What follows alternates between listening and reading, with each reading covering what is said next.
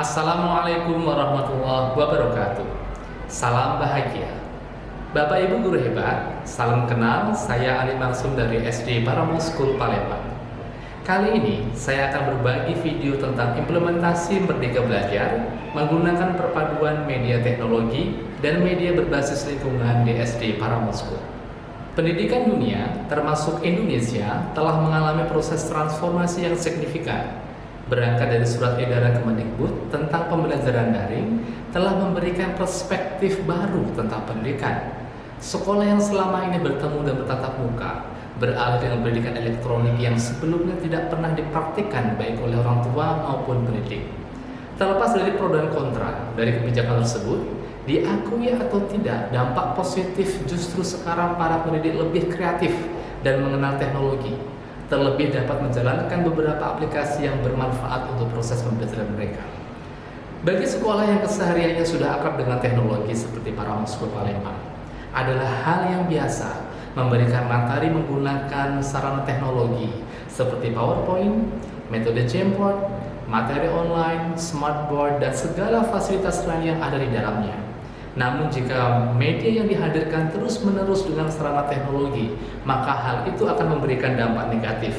Seperti Swedia yang baru-baru ini mengajarkan peserta didiknya untuk kembali ke buku dan pena. Karena terlalu dimanjakan teknologi, banyak anak-anak kehilangan keterampilan dasar mereka. Seperti penggunaan HP dan sarana teknologi di kelas, yang hanya bisa dimainkan dengan cara duduk dan pasif, dan lebih memainkan peran mata dan jari. Hal tersebut mempengaruhi mobilitas mereka secara fisik. Metode seperti ini untuk tipe peserta didik kinestetik akan merasa kurang nyaman dan cenderung membosankan. Lain dengan peserta didik yang audio ataupun visual, mereka mungkin dapat menerima dengan nyaman.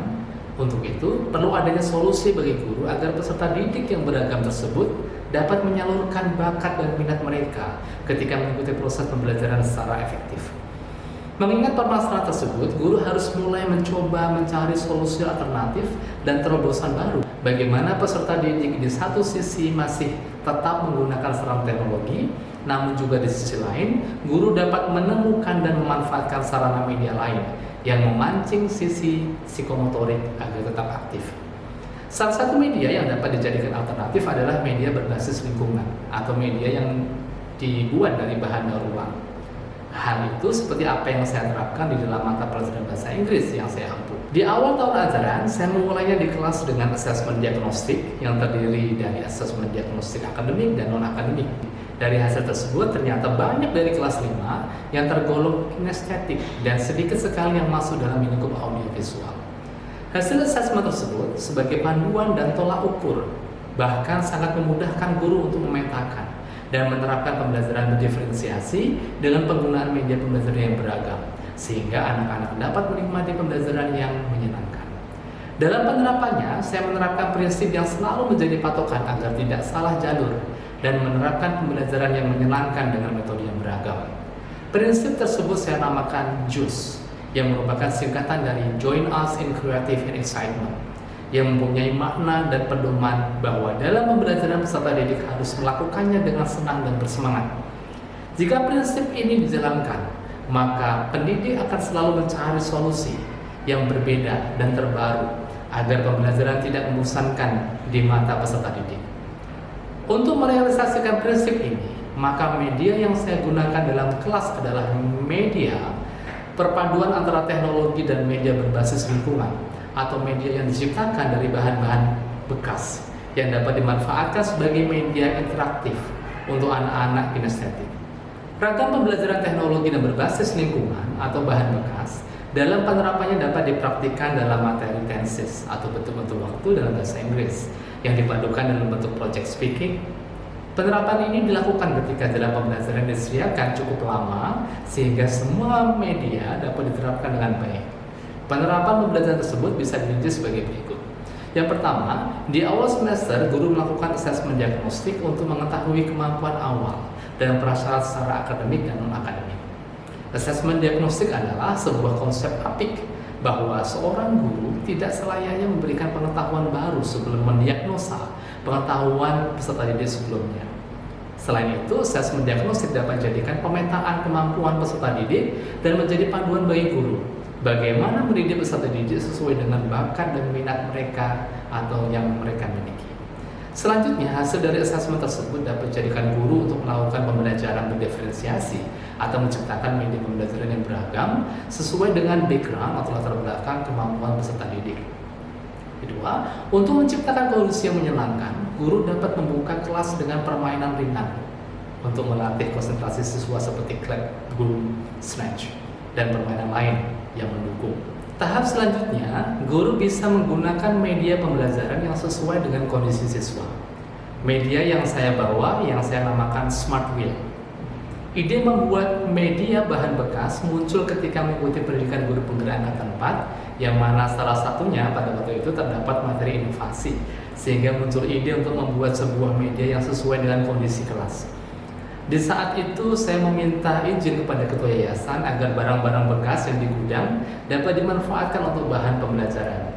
Media berbasis lingkungan ini dibuat dari bahan-bahan bekas seperti pipa, papan, kertas, lem tembak, dan lain-lain, sehingga tercipta media Smart Wheel yang sangat membantu media ini untuk pembelajaran di kelas. Untuk penerapan penggunaan kalimatnya, guru dapat meminta peserta didik dengan tidak secara konvensional seperti menulis di dalam buku, membuat contoh present tense, dan lain sebagainya.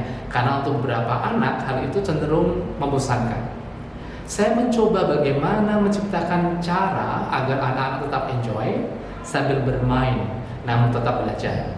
Tercetuslah ide membuat permainan ular tangga raksasa yang saya cetak dengan media banner. Saya mulai membuat desain dengan bantuan aplikasi Canva yang nantinya akan dicetak banner ukuran 3x3 meter. Cetakan banner ini nantinya akan digunakan untuk permainan bahasa Inggris berisi latihan tanya jawab, membuat kalimat present tense dengan aturan permainan tertentu semenarik mungkin dan membuat peserta didik antusias dan tidak membosankan.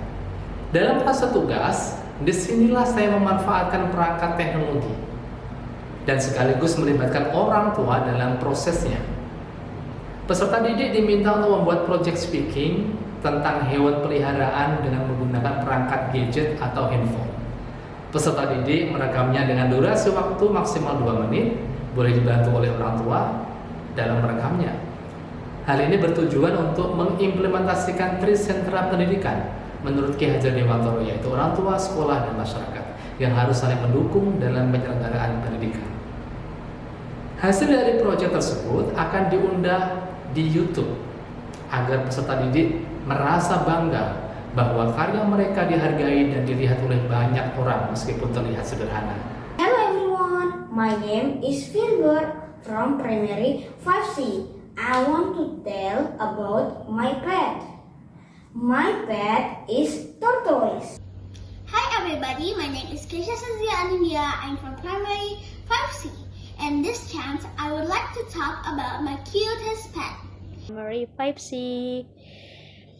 I have a pet. The pet is cat. The name is gray and the color is gray. This is gray. Penerapan pembelajaran konsep Merdeka Belajar dengan menggunakan media pembelajaran yang beragam telah terbukti membawa anak dalam suasana yang menyenangkan. Dengan penerapan latihan sambil bermain, anak-anak merasa tidak terbebani untuk menjawab pertanyaan. Dengan demikian, penerapan dengan metode seperti ini sangat efektif untuk pemahaman peserta didik.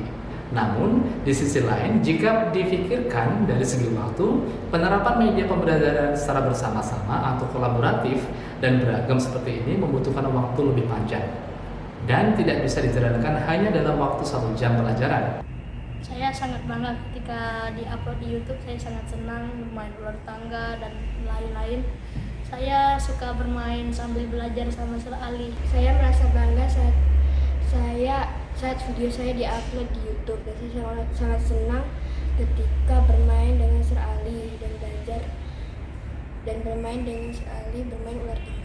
Semoga bermanfaat, terus berkarya, salam bahagia. Wassalamualaikum warahmatullahi wabarakatuh.